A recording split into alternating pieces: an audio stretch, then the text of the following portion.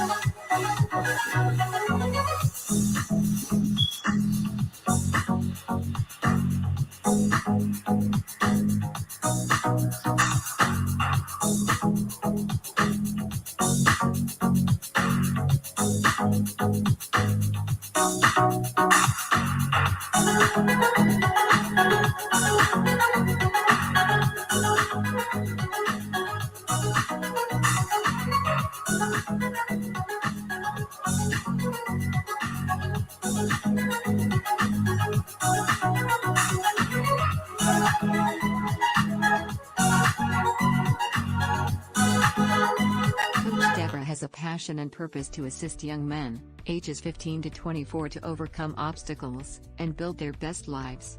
She wants to see every young man live out their potential. She has a master's degree in human services counseling, with a major in life coaching. More importantly, she is the mother of 3 boys, who are exceptional, educated, professional men. Coach Deborah believes it is better to train early, rather than need to fix later. She utilizes basic principles and God-led concepts. Sometimes the only thing a young man has is their credibility or their name. The actions they take are based on the decisions they make. Those decisions align with their choices and result in consequences. Coach Deborah can assist you if you are lost, floundering, or confused. Embrace the help and start building your best life today.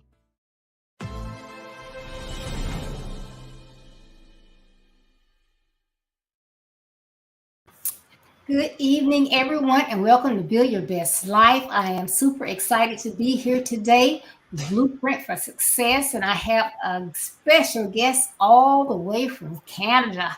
How are you, Pastor Basden? I am well. I'm kicking. I'm alive. And I give God the praise because He is good. Amen. Great. Well, everyone, you know that this year we're talking about Blueprint for Success, and this month, peer pressure will derail that blueprint. You know, we have plans, but God has plans as well. But we're talking about those people in our lives that sometimes push that needle, push that button, and take us in a whole different direction. So we're going to get to that. But I do want to thank everybody for supporting Build Your Best Life. We love it when you pray for us, when you send those comments, those likes and shares. So please keep it up. We love it. Good All stuff. right. Yes. So Pastor Basden, you've been here before, but it's been a while. So please tell everyone about yourself. What is your blueprint for success and what you love to do? Actually, like you said, this would have been my second or third time on this platform. And it's always a great pleasure to be here with you. And I'm yours truly, Pastor J.M. Basden, one of the local pastors here in the beautiful city of Brampton, Ontario. We're about 30 kilometers west of the big city, Toronto. And I'm one of the senior pastor of Divine Prayer and Healing Fellowship here in the beautiful city. Actually, the church is in Mississauga, but we're here in Brampton. And we give God all the praise, the glory, and the honor, which is due to him. You said, what is my blueprint for success? What a great question. Because everybody have their own opinion as it relates to success. But I believe that some can be workable and some cannot. Because, when we get the wrong information and the wrong people around us, we think differently. But I believe that if you're going to be successful, if you're going to be productive in any area of your life, you have to have a relationship with your maker. And that is finding that relationship, whatever it takes, to connection with God, because he's the one that's going to point you in the right direction. He's the one that's going to give you the reason for you being here. So first of all, you're going to have a relationship with God. Secondly, you're going to discover your why, your purpose, the reason why you're here. And a lot of times, we actually, you can be wasting time doing something that you're really not called for. Really is not your purpose. And this is where frustration come in, discouragement, and all of these stuff, simply because you're doing something that, God did not even give you the passion for. You just going through life because it looks good on you. Someone told you you should venture into this area. So you do it because of what people told you. And that is wrong. You have to find your why and your purpose. And that comes through private time with God. He speaks to us, and he speaks to our spirit. He speaks to us through people, spiritual people. He speaks to us through the word of God and our time and in prayer and quiet time with him. And then thirdly, if you want to be successful, you have to work on your gift. You have to work on your strengths. You have to work on your skills and your whatever God has given you to work with. When you done download it and you have pinpointed and know that, hey, this is my purpose. This is what I'm passionate about. So you have to work on it, because no one becomes successful. Success is not a matter of magic. You see? Right. I'm reminded of the great late Dr. Miles Monroe. He said, success is not an accident. Everybody who are successful, they have one thing in common. They discover their purpose and they work on it. That's right. And today we call them great. We call them the great so-and-so. He's so, he does this so effortless. She does this so because she work on it. Work on it. Anything you work on, you become good at. Even the negative, even the robbers and the thieves and those who are hardened criminals, they work on it continuously, so they become good at it. That's right. It's the same Right. that relates to the positive things, Brother Deborah.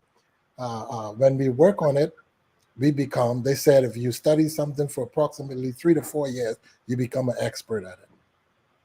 Study something every day for an hour or two. For 3 to 4 years, you become an expert at it. And I believe that those three are one of the essential tools in order for us to be successful and to have a blueprint in our lives. It's awesome. It's awesome. I so agree. There's so many people. I always say there's just so many books and plays and inventors in the cemetery because they have the gifts, but they don't put in the work and they don't do anything. So we never get the pleasures of what they could have done. That's right. You got to put in And, the work. and so happens that we are in the age of information. We Mhm. are living in the age of information. And I said that to say this, that we have no reason to be ignorant. Information is all around. It's the same thing as you said earlier. We have the computer, internet, which people think is from the devil, but there is some good things that we can get from the internet and from the computer. And then we are surrounded by books. We are surrounded by information. There are some folks out there that are speaking positive things, giving us nuggets and stuff that we can apply to our life and become successful in our endeavors. Right.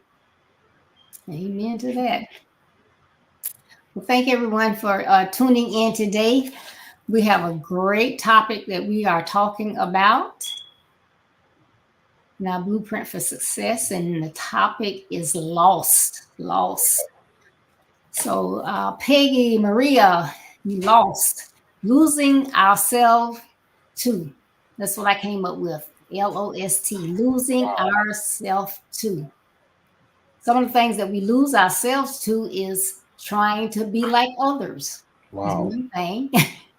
We're picking up the traits of someone else. We see someone doing something. We don't know how they got to that point, anything, but we try to do it too. We are join risky organizations because why? We want to get with those people. We want to follow them.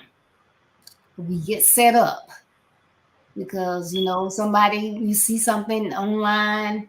Oh yeah, I don't know if in Canada, well, I'm pretty sure you're seeing it too, but That's right. it's Tyler Perry is giving away 20 cars today. He's doing this, he's doing that. Really, come on, people.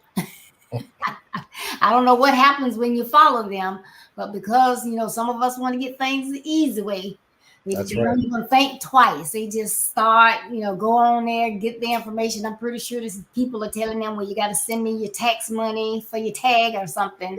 Yes. But these are scams, and we get lost in doing those things. And some of the same things happen with negative peer pressure.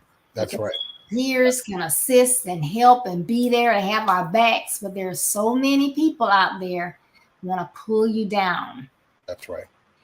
So, Pastor Basden, what do you believe to be the top negative peer pressure for young men, especially our young men? The top one is pulling them down. I believe it was around, this issue was around even from when I was growing up, and it's self-esteem. You have to dress a certain way.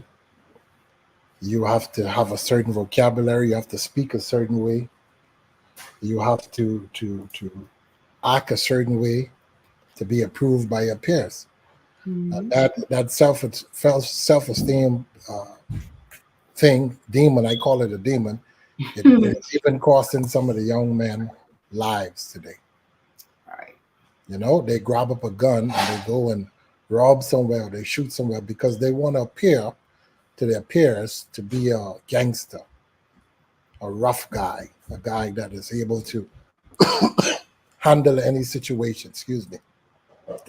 So that this self-esteem demon is the issue today that I believe that it is destroying the young men's life today. We see it all over. Every time I turn on the television, I would say 90% of the persons that are doing the robbery, that are killing people today, are less than about 24 years old. Mother Deborah, do you believe that today? When you turn on the news, not the old folks, you might find a few of them that are doing the robbery and the killing, but the majority are the young people today. And it's simple. They're looking for approval from their peers. They're looking for their brother or their gangster friend to say, boy, you really show up. You really made us look good. Mhm. By robbing someone, by shooting someone, you made them look good. Mhm. And then they're looking for affirmation and they're looking for ranks because, the person put this gun in their hand and say, you know what, I need you to go and do this for me. I need you to go. Let me see if you have the heart of a lion. Let me Prove see. yourself. They would say it like this, Mother Deborah. Let me see if you're a tug. Mm. Let me see if let me see if you can hang with us All right. or you're a chicken. And because of that, because of him searching for approval and affirmation, he go there and guess what? He ended up getting caught and spend time in jail. All right. 15, 20 years of his life is wasted because he have a self-esteem issue and he's trying to get approval from his peers. So I would say that that's the number one issue today, that the young men and even young ladies are fighting with self-esteem. They're trying to fit in. They're trying to Fit in. act like their peers, dress like their peers, speak like their peers. And God did not make no mistake. Every one of us. I think it's about 8 billion people now on planet Earth, and every one of us is distinctively different. Yep. He purposely made us different and unique. Absolutely. Even as far as we go as our fingerprint, almost 8 billion people on this planet, and everyone have different fingerprint. That's right. Even the pupil, they said, the scientists have proven that even the pupil and our eyes are different now. So he was up to something. Yeah. He wanted to show us that, hey, you don't have to fit in. I made you exactly the way I wanted you to be. And a lot of young people that they need to start appreciating themselves for who they are. Even the way they look. God, you have a big nose or whatever. Your friends tell you have a big nose. You have a big head, big lips or whatever. It's a specific reason. All right. Why God didn't make you to look like Peter or John or Sam. It's a specific reason that he gave you into that family. And we have to find that why, and then we can make a change. All right. Yeah, you got to get that confidence. But everybody's trying to fit in with the crowd, isn't that right, Agnes? Right. Yeah. And I see thanks, Lady Love It. Is it Love It? Basden? That's right. That's right. Lady Basden, thank you for tuning in today. Glad to have you here. That's my beautiful wife. Wonderful.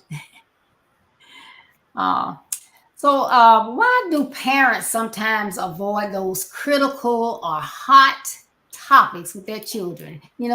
Sometimes you can't do better if you don't know better. But for some reason, some parents don't want to sit down and have those crucial conversations with those kids. Why do you think that is? But it's funny, and Mother Deborah, what a great question. It's funny you asked this question, and we were just talking about this the other day with my kids and my wife to the table. We were just talking about this the other day, and a lot of times the parents don't have these tough discussion or tough topics with the kids because they were not taught to sit down and have a discussion. When I was growing up, I don't know about you, Deborah, I grew up in the early 80s and the late 70s, and when there wasn't much talking. If you do wrong or you say the wrong thing, you get a whipping. All right. I'm not going to explain nothing to you. I'm not going to preach to you. I'm just going to give you a whipping. So next time you see that situation, you're going to go the next way. They're not going to explain to you why it's wrong for you. They're not going to explain to you what it will do to your life. No. They're just going to give you a good whipping. And guess what? Your neighbor, if they see you doing it, they're going to give you a whipping too. All right. Everybody's going to join in and give you a good whipping. So I believe, in my perspective, I believe because they were not taught, our parents and grandparents, they were not taught to sit down a child and communicate this information to them. Tell them why it is not good for them to do this. Tell them the harm it will bring to their life. Tell them how it would damage them, in most cases, for the long term. Tell them why it would affect them. In some cases, emotionally, physically, mentally. Tell them why. Because their parents never sat them down All right. talk about these issues. So it's in most of these situations it be generational, you Mm-hmm. know. And then a Right. lot of times, a next thing that I've noticed too, a lot of parents they don't have these hot topics with children simply because they refuse to accept the truth. If the child told them the truth, they are afraid that they will feel a certain way, you know. All right. So in most cases, Mother Deborah, uh, in most cases, it's about the truth and it's what they learned when they were a child. You know, it was not about communication; it was about a whipping. All right. I agree because I didn't get those conversations. But I better do right. That's I'll right. get in trouble. That's right. I can recall a story. My sister and I, we grew up very close. I don't know if she's watching. She might be watching now. She would see this recording. She's about a year and a half younger than me. 2 year and a half, almost 2 years younger than me. But if you see her with me, actually look like twins. And we grew up together. I was always in a higher grade than her. And there was a time I came home without her. There wasn't no explanation. There wasn't no question or nothing. I could remember even up to the day, Coach Deborah, the whipping I got from that day. Even today, it still haunts me. You know.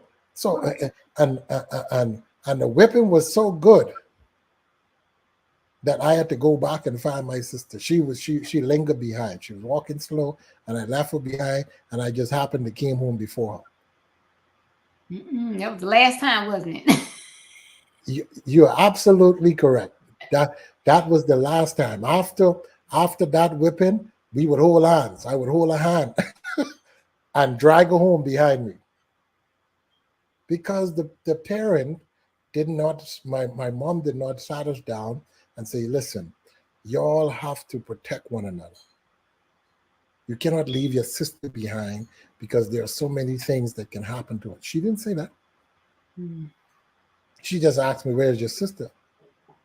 I said, "I don't know. I left her behind," and that I guess that's what she was waiting for. So you see, it was all a communication issue because that's the way they were thought. Their parents never sat them down and said, "Listen, you have to communicate to your kids, for them to understand life and them to understand the things of life, even when you're correcting them. So for them to understand why are you correcting them, why are you giving them a good whipping or whatever the situation may be. It is necessary, and you find out that people say, well, sometimes you have to give them a good spanking or whatever. Yes, that is the case sometimes. But in most cases, I have a number of kids, and in most cases, kids today can understand quicker than we used to when we were young. All right. If you sit them down and communicate to them effectively what the dilemma is and what the negativity of what they're doing and how it can harm them presently and futuristically, I believe they will understand. Yeah, I agree. Yes, but you just have to have those conversations. You can't, it's just Absolutely. It's you it, have it, to. it it's sometimes it is be as men, and when we have son, Coach Deborah, I know you would agree to this. Sometimes we have to. I did it before. Took my son on a nice drive, and we talk about women. We talk about dating. We talk about sex, Right. and I asked him his perspective before I started to speak. Because we could become very efficient with the wrong information. We could become wrong and very good at it, but it's not the right information. Right. Yeah. So it is necessary to have that topic. It's necessary to have that talk with your son or your daughter. All right. Yeah. You We're give them not just correct talking about one information. sex here. We're talking about the son and the daughter. Right. Because when they go there and hey, my mom or my father never talked to me about this, guess what's going to happen? come right back to the scripture. We are destroyed for what? What we did not know. No. The lack of knowledge, the lack of information. My father never told me about this. My mother never told me about this. Look, this is why, and they can use that as an excuse. This is why I destroyed my life. This is why I'm in the situation that I'm in today. All right. You know?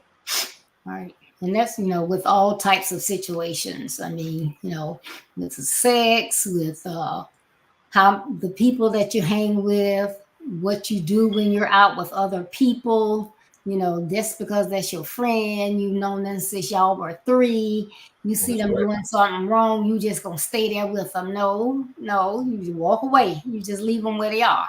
That's But you right. have to tell them, because if you don't explain that, chances are they may not listen, but at least if you explain and give them the why That's right. you're saying these things, they can't say, well, I didn't know. That's right. And when we were growing up, I spent a few years with my great grandmother. God bless her soul. She had passed on. And their discernment, our grandparents and our parents, their discernment was very sharp. When we were to bring someone home to them, maybe a boyfriend or girlfriend, whatever the situation is, even someone that we're thinking about dating, they would right off the button tell you exactly if this person is good for you, if this person look like they have some hidden agendas. And in most cases, Coach Deborah, they were correct. Mm-hmm. If you stay around long enough, if you stay around that person long enough, you would say, my God, my grandmother, she was right on it. My mother was right on it. This person had some hidden agendas. This person was very sneaky. This person was, running all around, sleeping with every person they could get in contact with. And I don't know how they used to discern this, but I perceived that it was because of experience. Yep. Yep. So we can learn a lot from them, other than their lack of communication. But in most cases, when they give you advice, it was very positive advice, good advice, accurate advice. Yep.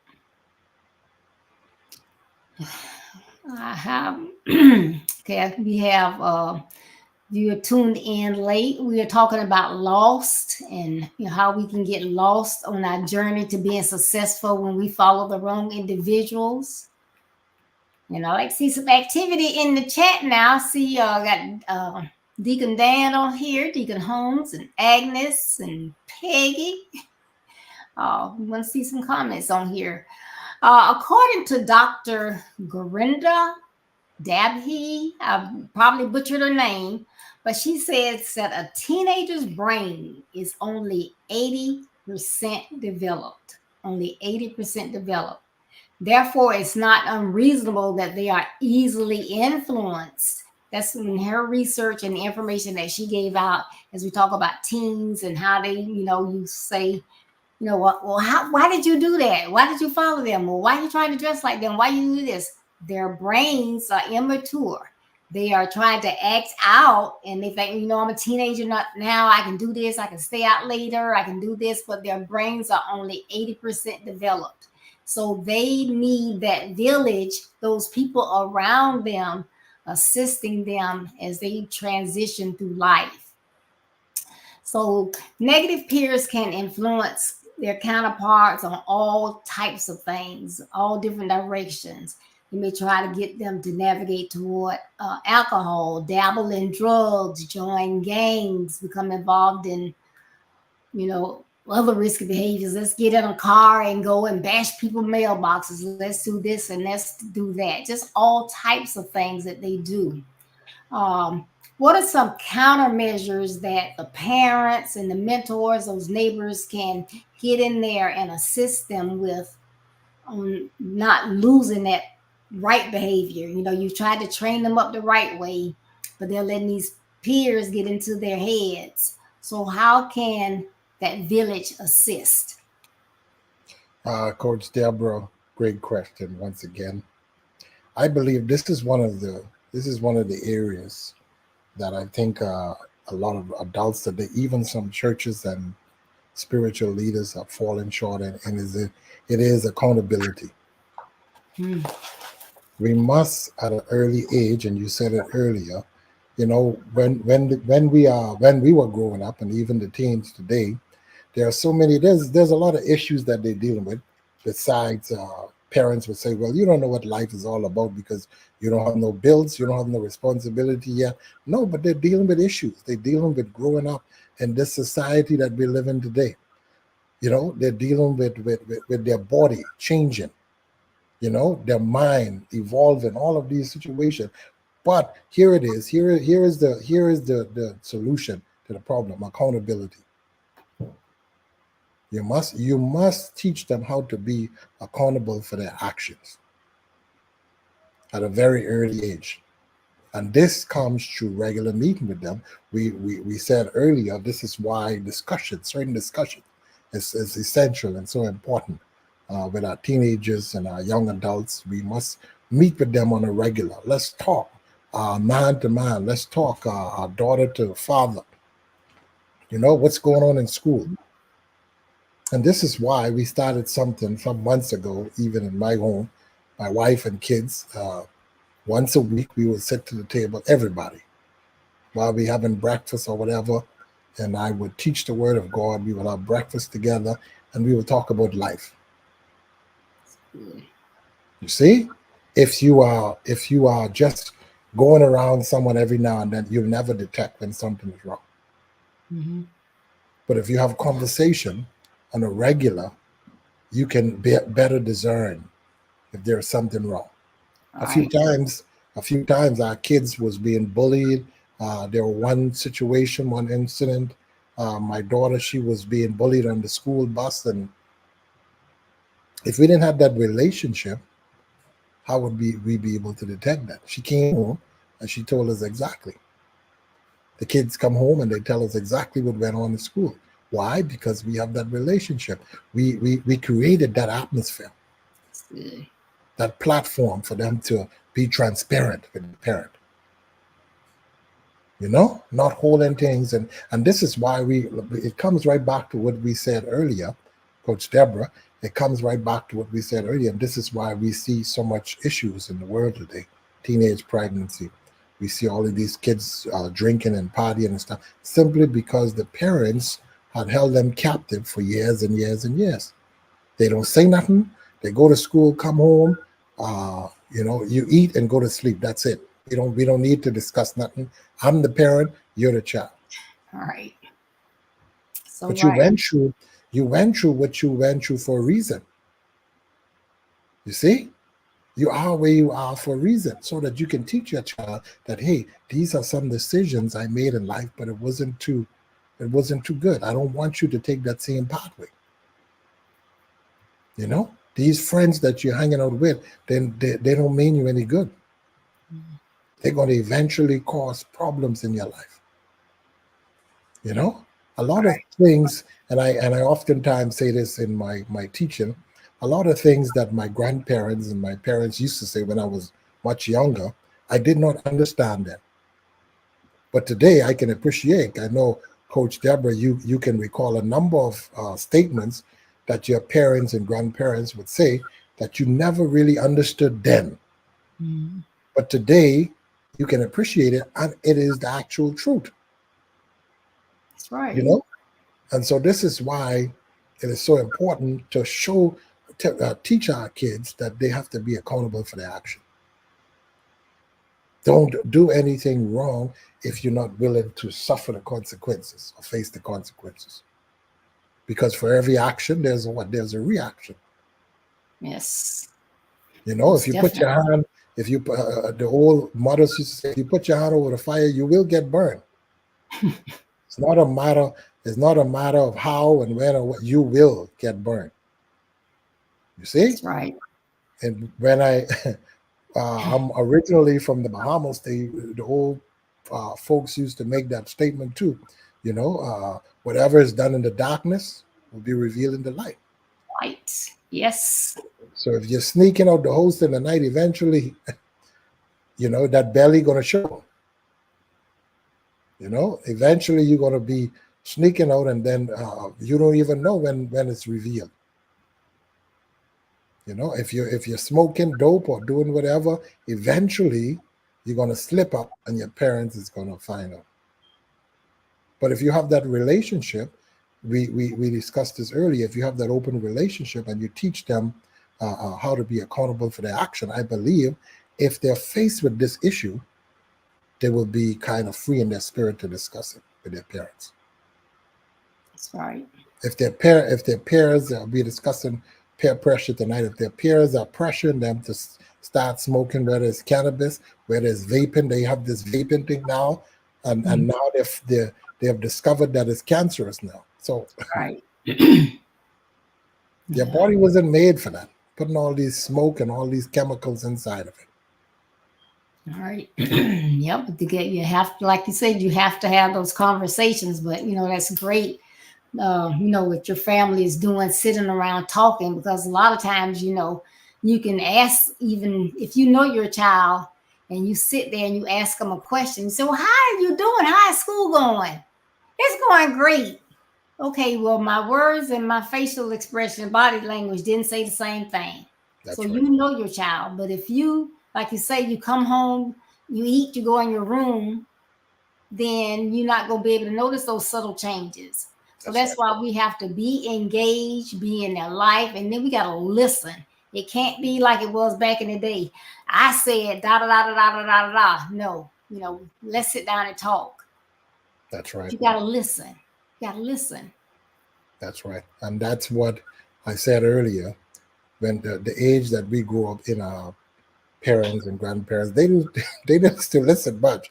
They're very impatient with as it comes to kids, And I grew up in the age where you're sitting at the table, Coach Deborah, you could not talk while you're eating. You could not even say this food is very spicy. You would get slapped right in your mouth. You could not speak while you're eating, and that's it. You could not. I grew up in the age when my grandmother cooked, and she put the meal on the table. You cannot say, I do not eat this type of rice. Then you would go to bed on an empty stomach that night. Hey. No choices. We had no choices. No, you could not, because their philosophy was that children are not to communicate with adults. Adults communicate with adults. They had this statement growing up that you answer when someone asks you a question. You don't answer out of place when no one is talking to you. Mm-hmm. And, I've seen so many situations growing up because of the same situation, lack of communication. I've seen a lot of young ladies got pregnant at a very early age. I've seen a lot of young men made bad decisions and end up in prison, end up on drugs, simply because accountability and that communication between them and their parents. And some situation, in some cases, your parents might not be there, but God always puts someone around in your life that you can communicate to, if that line is open to you. We used to have one time ago, I don't know if they still have it, the Big Brother club in the churches, where they have this male mentor, mainly for children that did not grow up with the father figure. Mm-hmm. The Big Brother program, I don't know if they still have that in the churches today. I think that was very effective. And it comes right back to what I said earlier, Coach Deborah. It gives them a sense of accountability, making the young men accountable for their actions. And I believe that if we put those in place today, the young men will be more focused. All right. They will be more productive. Having someone to mentor them and, show them the way, give them that information that they may have missed at home, for whatever reason. Wow. So, yeah. we had big brothers here. It wasn't through the church, but they had those organizations here. Yeah. But I have, like you say, I haven't heard that particular organization lately. Nothing from them. I had forgot about them actually. So I Very don't know if effective. I think they're that was around. very effective. And I think it was a great vision because it comes back to what I said earlier. The men help them to be accountable for their actions, and as much as there are mothers out there that are doing the best that they can, and there are some mothers who have done a tremendous job and growing up great young men today, but it takes a man to grow up a boy into a man. It takes a man to show him how to be a man. There are mothers that did their best, and hats off to those mothers who did their best in the single family homes, and they grew up great men, productive men, men that are great in society today. But, it's good to have a man around to grow up your son, for him to show him that, hey, these are things that men do. These are things that men should not do. And I believe that things will be much greater when it comes to the young teenager man today that's going through a lot of problems and situations in their life. Yep. And it's very, very effective. I don't know if you've ever tuned in to our second Saturday show that we have a conversation with the guys, and that's Yeah, I watched it a few times. Very nice, very yeah, informative. because mothers are there, and like 80% of these single parents are mothers. So mothers are stepping up and they're doing everything that they can, and they're doing a great job. But there are some things we mothers don't know. So that's a great time if you're a single mom and you don't have someone that you can lean on. Second Saturdays, 9:30 a.m. Eastern Standard Time. We got 4 guys, and they always bring it real. It's some real good topics for young men. Nice. It's helpful. Yeah, so so often, people believe that when they become lost, that's just the end of everything. I lost my way. I'm out for the count, but that's not true, because when you stumble, most times there is someone to help you, to guide you, maybe to get up and do it better than before. But you have to know what to do. There has to be someone to step in and show you that way, how to overcome those obstacles. If you got off the path, you're going on a trip and you see that detour sign. If you miss that detour sign and that road is out, you don't know what to do. So Mhm. when you have those detours, you need somebody to show you this is how you go. Pastor Basden, as we prepare to close, please tell our guests 3 or 4, however many you have, ways that young men who find themselves lost can recover and overcome those obstacles to build their best lives. Amen. Once again, what a great question, Coach Deborah, because a lot of young men today do not accept the fact that they are original. God did not make you like Peter. He did not make you like John. He did not make you like Steve simply because you are original. Oftentimes, in a humorous sense, say that God did not even make a duplication like me. He destroyed the mold completely. Yes. Because guess what? He didn't even want someone to come behind and duplicate or make someone just like me. He destroyed completely. And this is, you have to teach that the young men today that they have to be comfortable in their originality. You don't look like your friend for a reason. Your personality is different for a reason. The way you think is different for a reason. You're not like some people. We would normally use the accent or the colloquialism in the Bahamas where I'm from. You think you're better than us. Well, I'm not better than you, but I'm different from you. So they have to accept that they are original. They're different. All of us are different. We spoke about that earlier. And secondly, they must uh, have a realistic evaluation of themselves. What are their strengths? What are their weaknesses? where they are presently in life and where they need to go. You know, and all comes back to what we discussed earlier, Coach Deborah. It's training up that young man, training up that young woman at a very young age. You know, this is helping them to see their strengths and their weaknesses, helping them to accept that I'm not. This is not my dominant area. This area is not my strength. So you know what? I'm going to work on my strength. I'm not going to worry about my weakness. This is one of the problems today, that most people they are overwhelmed with what they cannot do instead of focusing on the strengths in their life.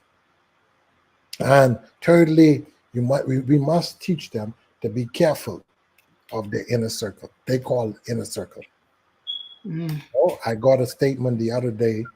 I think it was my wife showed me this statement, and I wrote it down, and I think I'm going to keep it for the rest of my life. They said, if you realize that your circle is supposed to be motivating you, and if you realize that if it's not motivating you, then it's not a circle, it's a cage. Mm. Wow. That's a very powerful statement. Say that those around you in your inner circle, you call them inner circle, if they're not motivating you Mm. to take your life to the next level or become a better person in general, when you look at them in your inner circle, it's not a circle anymore, it's a cage. Because if someone is not helping you, then ultimately what? They're hindering you. Hindering you. Getting And in the so way. we must teach them, Coach Deborah, that they have to occasionally, or I would say on a regular basis, examine the inner circle. Who do you call your friend? Your friend, is he or she really your friend, or they just hanging on? Are they an asset or liability? Are they helping you or hindering you? Or are they just a two-faced person? They are your friend when you're around them, and when you're not around them, they say all kind of negative, crazy stuff about you. Because we have a lot of them around us today. Yes. Two-faced people. They smile when you're around them, and you're the best person when you're around them. But when you leave, you're a devil. So, fourthly, Mother Coach Deborah, we must teach them that they are the apple of God's eye. We must teach them that guess what, they are lacking nothing. They are just perfect the way God designed them to be. We must speak to their self-esteem, because I said this earlier. This is why you find so much young men today. They are involved in gang banging. They are involved in solicit sex. They are involved in so much different things, uh, gang banging and all these other stuff, simply because of low self-esteem. Someone told them they will not leave the streets. Someone told them they will always be robbing and thieving and shooting people. Someone told them that, hey, you can spend the rest of your life in and out of jail. Someone told them they'll always be on smoking dope. They'll always be drinking alcohol. Someone told them that, and it messed their self-esteem up.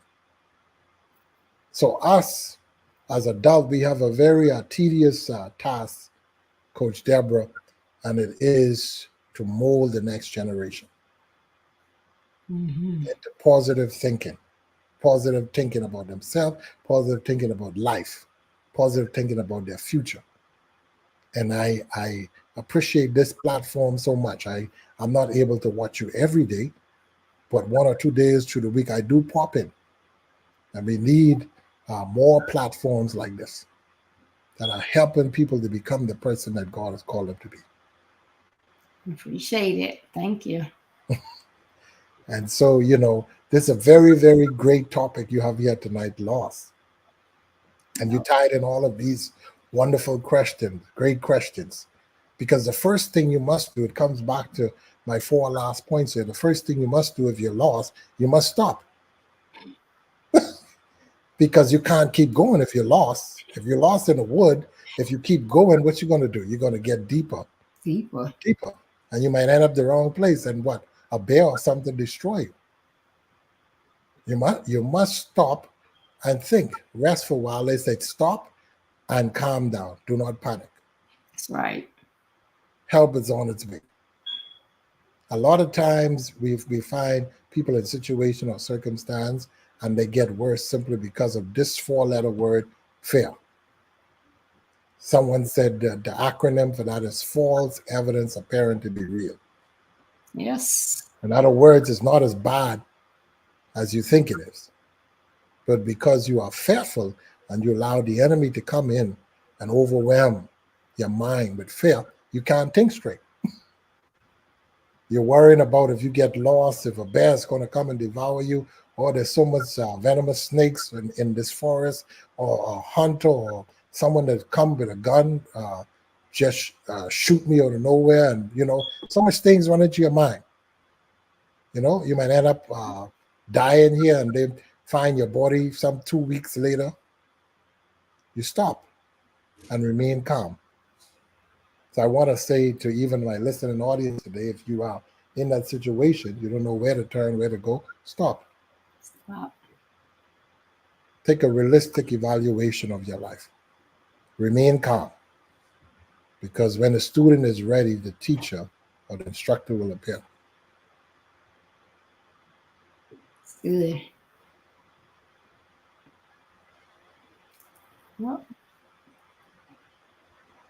all right. Thank you so much. Some great nuggets. I hope that y'all were taking some great notes. But if not, you can always come back and review this broadcast again on YouTube or Facebook. Because I have to do that sometimes. I try to take notes, but I don't want to have my head down the whole time. So I have to go back and look. But some great nuggets. But again, if you're lost, don't think that that's the end that's just the end. I can't overcome this. I can't get my bearings back. As Pastor Basden says, stop, take a breath, Remain calm calm. down. Hey, you can do it. You can do it. But when you have those people out there that are trying to assist you, you got to listen to them, because there is someone assigned to assist you. Sometimes they're there and you're not ready for them, but they'll still be there if you decide, hey, you know what? I should have talked to that person. He was only trying to help me. He wasn't trying to chastise me or handle me. He was trying to help. Detours are not bad. Sometimes detours can turn into hidden opportunities. That's right. And detour doesn't mean that you're not going to get to your destiny. It might take longer. It might take a different route, but you will get there. That's right. And sometimes detours are saving you. This is the most important part. Sometimes detours are saving you from harm and danger. Most detours we see in the road or on the streets, they are preserving us. They are saving us from something. Sometimes it's good for us to stop and think about our lives. That's right. All right. Thank you so much for everyone. I saw quite a few guests on here tonight. Thank you so much for tuning in. Don't let this be the last night. Go ahead and like and comment and share and put on that notification and come back and visit us here. We're here every Tuesday and Thursday at 6:30 p.m. Eastern Standard Time and Saturdays at 9:30 a.m. Eastern Standard Time. This Thursday is Thursday night live. Not Thursday night, it's Thursday live with Coach Deborah. And my topic is going to be, we're going to have a special guest here this Thursday. It's going to be Coach Miller and we're going to be talking about empowering young men and encouraging mothers with sons. So please join us Thursday if you can. I would greatly appreciate it.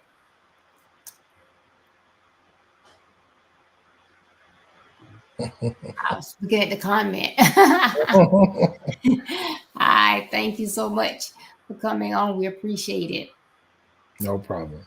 And, this year, again, we are talking about that blueprint for success, but also we want to declare Jeremiah 29:11 over your lives. God has the plans for you. He wants what for you? And everybody knows what he wants for you. Put it in the chat. He wants you to have prosperity, not disaster, not ruin. He wants you to have that prosperity. but he also wants you to have the future that you hope for. That's right. So please take the time, draw out your blueprint for success based on the plans that God has for you. Then you got to follow them. You got to put in the work. Remember, Pastor Basden said you got to work for it. That's right. And you put in that work and build your best life. So we just thank you tonight. We hope that you enjoyed it and you will come back. And before I leave, I want to tell you, always have to tell you, this is my slogan. The building your best life is our business. Mm-hmm. That's not a slogan, it's our commitment. So we are committed to encourage and assist here on Build Your Best Life. So we thank you so much for tuning in. We hope you enjoy the rest of your evening. Thank you. Bye-bye. Thank you.